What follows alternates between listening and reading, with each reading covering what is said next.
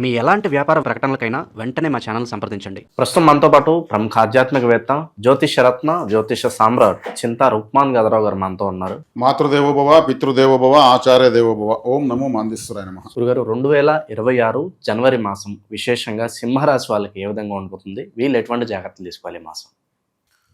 ఈ 2026 సంవత్సరం జనవరి మాసం సింహరాశి వాళ్ళకు మాస ఫలితాలు ఎలా ఉన్నాయో తెలుసుకునే దాంట్లో భాగంగా ముందుగా సింహరాశి వాళ్ళ గురించి కొన్ని ప్రత్యేకమైన విషయాలు మనం ప్రతి మాసంలాగా చెప్పుకుందాం.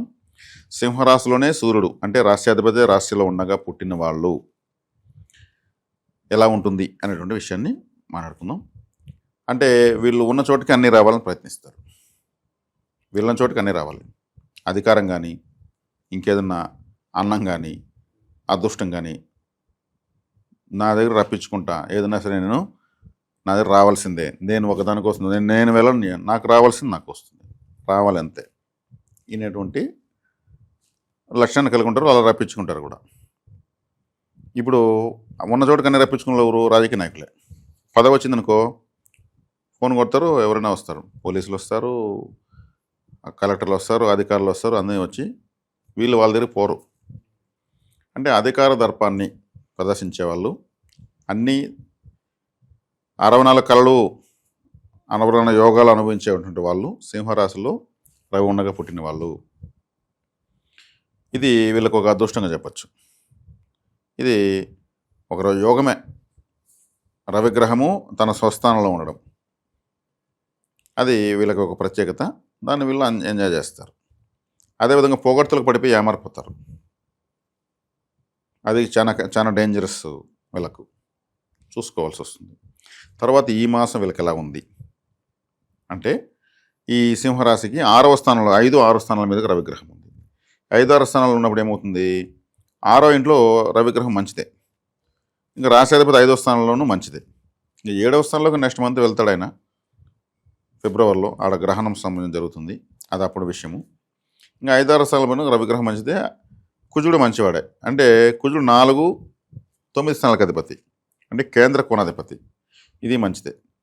ద్వితీయాధిపతి సింహరాశికి ఒక బుధగ్రహాన్ని యాక్టివేట్ చేస్తే ఇంకేం అవసరం లేదు, లైఫ్ అంతా యాక్టివేట్ అవుతూ ఉంటుంది. సింహరాశి వాళ్ళకి ఒకే లాజిక్, బుధుడిని యాక్టివేట్ చేస్తే చాలు.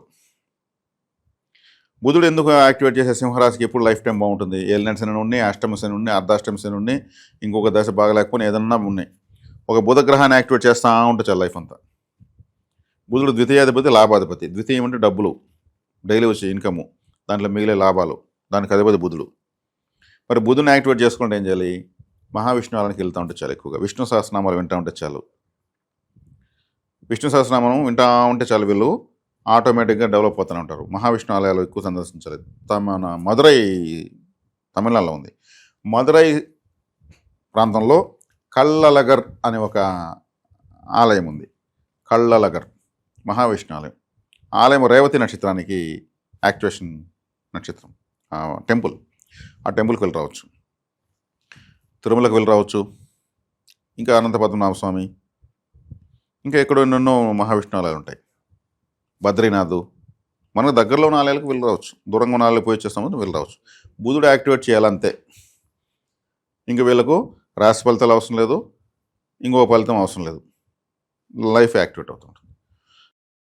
సింహరాశి వాళ్ళకి ఒక వరం, ఒక గ్రహాన్ని యాక్టివేట్ చేసి లైఫ్ అంతా సెట్ అవుతుందంటే ఒక్క సూక్ష్మం. అంటే డబ్బు వస్తే చాలు కదా, లైఫ్ అంతా బాగుంటుంది కదా. ఆ డబ్బు రప్పించే పాయింట్ మహావిష్ణు ఆలయం, బుధగ్రహ యాక్టివేషన్. ఆ బుధుడు కూడా ఉన్నాడు ఇప్పుడు, శుక్రుడు కూడా ఉన్నాడు, కుజుడు కూడా ఉన్నాడు. అంటే ప్రభుత్వ గ్రహం ఇది. ప్రభుత్వ గ్రహంతో మిగతా అధికారులంతా కూడా జరుగుతున్నారు ఇప్పుడు 5వ స్థానంలో 6వ స్థానంలో. కాబట్టి సింహరాశి వాళ్ళకి బాగున్నట్టే. అష్టములో శని ఉన్నాడు, అష్టమ శని ఉన్నాడు. దానికేం బెంబెలెత్తిపోవాల్సిన అవసరం ఏం లేదు. అష్టమ శని ఏం చేసేసేది ఏం లేదు. మామూలుగా ఏలినాటి శనికి ఎక్కువ ప్రాధాన్యత ఇవ్వాలి, కానీ అష్టమ శని అర్ధాష్టమ శని పెద్దగా అంత తీవ్రంగా ఆలోచన అవసరం ఏం లేదు. సప్తమంలో రాహు ఉన్నాడు, దాన్ని కాకుండా సీరియస్ తీసుకోవచ్చు. సప్తమ రాహు మంచోడు కాదు. ఈ సింహరాశికి మొట్టమొదటి బద్ధశత్రువు శని, రాహు, తర్వాత శుక్రుడు. కాబట్టి ఇక్కడ రవిగ్రహం 5-6 స్థానాల్లో ఉండడం మంచిదే. కూడా బుధ శుక్రుడు కుజుడు ఉండడం మంచిదే, ఇబ్బంది ఏం లేదు. ప్రస్తుతానికి గ్రహస్థితి సాఫీగా సాగిపోతూ ఉంది. వీళ్ళు అష్టమ శనికి మాత్రము కాలభైరవ ఆరాధన చేసుకుంటే మంచిది. శివాలయానికి ఎక్కువ వెళ్ళి రావాలి. శివాలయానికి ఎందుకంటే ఈ రాశాధిపతి రవిగ్రహానికి శక్తినిచ్చేటువంటి దేవత పరమేశ్వరుడు. శివ అధిష్టాన దేవత శివుడు రవిగ్రహానికి. చాలామందికి ఆ విషయం తెలీదు. సాక్షాత్తు వెంకటేశ్వర స్వామి హృదయంలో శివలింగాన్ని పెట్టుకున్నాడు. ఆ బొమ్మలో కనిపిస్తుంది. అనంత పద్మనాభ స్వామి కింద శివుని పూజిస్తూ ఉంటాడు. కాబట్టి వీళ్ళు ఎక్కువగా శివకేశవ ఆరాధన చేయడం మంచిది. ఈ రెండు చేస్తే సక్సెస్లోకే పోతారు తప్పితే 1% కూడా వెలువనికి రారు. వీళ్ళు కులదేవత ఆరాధన కంపల్సరీ చేసుకోవాల్సిన రాశి. కాలపురుషుడికి 5వ రాశి సింహరాశి. 5వ స్థానం అంటే కులదేవత, 5వ స్థానం అంటే సంతానము, 5వ స్థానం అంటే ప్రేమ అదృష్టము, అవన్నిటికీ సూచిస్తుంది. కాబట్టి కులదేవత ఆరాధన మొట్టమొదటి సింపుల్గా వెరీ స్ట్రాంగ్గా చేసుకోవాలి. ఇది వీళ్ళని ఎటువంటి వ్యతిరేక గ్రహ పరిస్థితిని కాపాడుతుంది. ప్రస్తుతానికి వీళ్ళకు రాహుగ్రహానికి పరిహారం చేసుకోవాలి. రాహుగ్రహ పరిహారం చేసుకుంటే గరుడ ఆరాధన చేయాలి. గరుత్మంతుని ఆరాధన చేస్తే రాహువు నియంత్రించబడతాడు, సర్పగ్రహం కాబట్టి. ఇక బుధుడికి నేను చెప్పినట్టు మహావిష్ణు ఆలయాలు సందర్శించవచ్చు. రాశ్యాధిపతి యాక్టివేట్ కావాలంటే శివుని ఆరాధించవచ్చు. ప్రస్తుత గోచారం అనేది వీళ్ళకి 50-50గా ఉంది. ఓకే. సో ఆ 50లో కాస్త నెగిటివ్ ఉంది కదా గురుగారు, ఏ విషయాల్లో ఎక్కువగా జాగ్రత్తగా ఉండాలంటారు? వేటి జోలికి పోకూడదు వీళ్ళు ప్రత్యేకంగా? పోగొట్టులకు పడకూడదు. సింహరాశి వాళ్ళకి అది బలహీనత. రాహు అంటే మస్కా కొట్టే గ్రహం, ఏమారిస్తాడు. ఏమార్చడంలో ఆయన మించిన వాళ్ళు లేరు. వీళ్ళు పొగిడితే పడిపోతారు. కాబట్టి పొగడ్తలు పడకుండా ఉంటే, పొగుడుతున్నారంటే ఏదో ఆశించే మనం పొగుడుతున్నారని వీళ్ళు ఆలోచించుకోవాలి. వీళ్ళు పొగిడించుకోవడం కూడా ఒక్కోసారి ఇష్టం. అంటే పబ్లిక్ కొంతమంది పెద్ద పెద్ద సెలబ్రిటీస్ ఈ రాశిలో పుట్టిన వాళ్ళు ఖర్చు పెట్టి మరి కొన్ని టీములు పెట్టి ఫేస్బుక్, ఇన్స్టాగ్రామ్ ప్రమోషన్స్ చేయించుకుంటూ ఉంటారు పొగడ్తల కోసం. ఆడేదైనా మిస్టేక్స్ జరిగితే నవ్వులు పలుకుతూ ఉంటారు. మిస్టేక్స్ జరగడంతో ఓకే. కాబట్టి ఆ వాటికారు జాగ్రత్తగా ఉండాలి. షేర్ మార్కెట్ విషయంలో జాగ్రత్తగా ఉండాలి. షేర్ మార్కెట్కి ఎందుకు జాగ్రత్తగా ఉండాలి? షేర్ మార్కెట్ అంటే రాహువే. షేర్ మార్కెట్ అన్నా, బెట్టింగ్ అన్నా, గుర్ర పందాలన్నా ప్రపంచంలో ఆల్ మాఫియాస్ రాహువే. మాఫియా లీడర్ నేరుగా చూస్తున్నాడు కాబట్టి మస్కా కొట్టిచ్చేస్తాడు. చాలా కేర్ఫుల్గా ఉండాలి. ఎక్కడ పెట్టుబడులు రాహు మారే వరకు ఎక్కడ ఏం పెట్టుబడులు పెట్టడం, ఎవరిని నమ్మడం చేయకూడదు. జాగ్రత్తగా ఉండాల్సిన విషయం అదే. 100 రూపాయలు పెడితే 100కు 100 వచ్చేస్తుంది షేర్ మార్కెట్లో. అబ్బాయి ఇప్పుడు 1,00,000 పెట్టుంటే 1,00,000 వచ్చి ఉంటుంది, కానీ మళ్ళీ 1,00,000 పెడతారు, జీరో అయిపోతుంది. ఆ 1,00,000 పెట్టించడం కోసం రాహుగ్రహం 100 పెట్టిస్తుంది. అక్కడే షేర్ మార్కెట్లో పోయిందంతాడే. కాబట్టి చాలా కేర్ఫుల్గా ఉండాలి. ఆన్లైన్ మోసాలు జరిగేదని అవకాశం ఉంది. ఇంటర్నెట్ అంటే కూడా రాహువే. ఆన్లైన్లో మోసపోయేదానికి అవకాశం ఉంది. ఆన్లైన్లో గేమ్స్ కానీ, ఆన్లైన్లో ఏదైనా పెట్టుబడులు కానీ, డిజిటల్ కరెన్సీ కానీ, షేర్ మార్కెట్ కానీ వీటిలో ఉంటే జోరుగా ఉండాలి, జాగ్రత్తగా ఉండాలి, స్పెక్యులేషన్కి దూరంగా ఉండాలి. ఇది చాలా చాలా అవసరం రాహు మారే వరకు. ఓకే.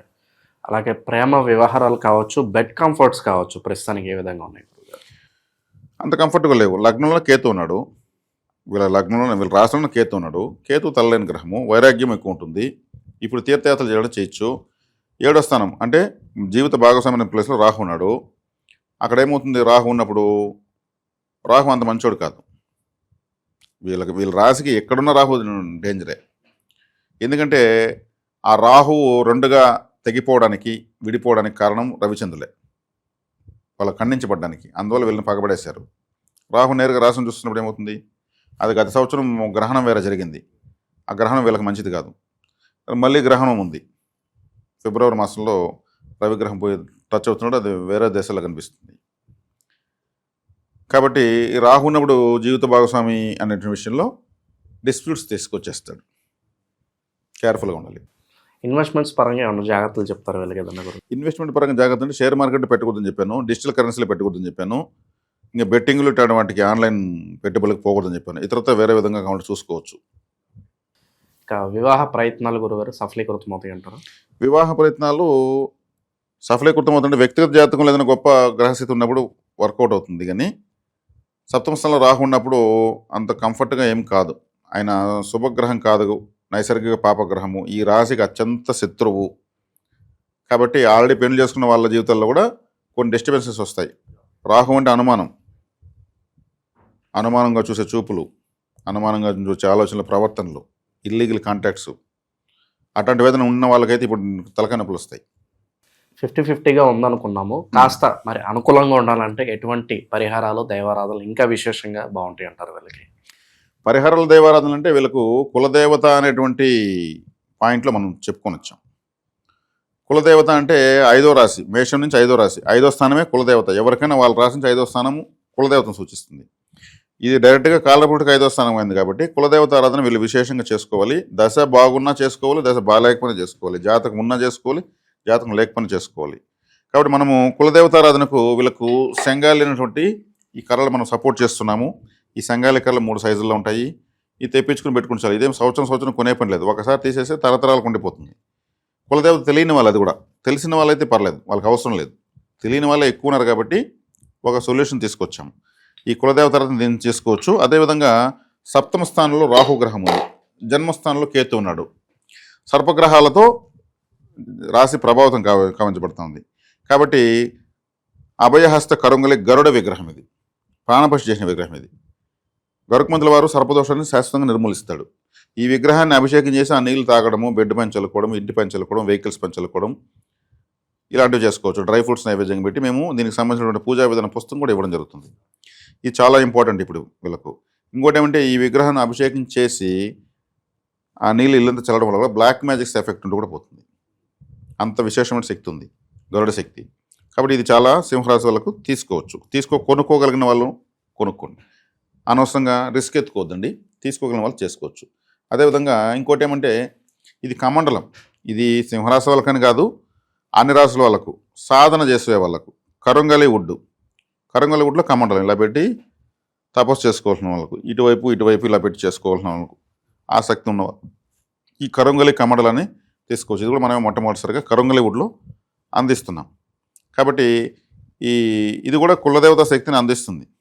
కాళీ శక్తి చాలా రక్షణగా ఉంటుంది. ఎందుకంటే తపస్సు చేస్తున్నప్పుడు జర్రులు రావచ్చు, చిన్న తేలు రావచ్చు, పాములు రావచ్చు.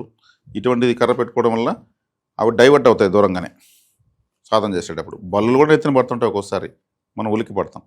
అంటే ఇతర జీవుల నుంచి రక్షణ కోసం అడవుల్లో సాధన చేస్తారు కదా వాళ్ళు, ఇది మంత్రదండంలాగా పనిచేస్తుంది. ఆసక్తి ఉన్న వాళ్ళు తీసుకోవచ్చు. ఓవరాల్గా ఈ రాశి వాళ్ళందరికీ జనవరి మాసం ఎలా ఉంటుంది, భవిష్యత్తు కార్యాచరణ ఏ విధంగా ఉండాలి, చాలా బాగా వివరించారు. ధన్యవాదాలు.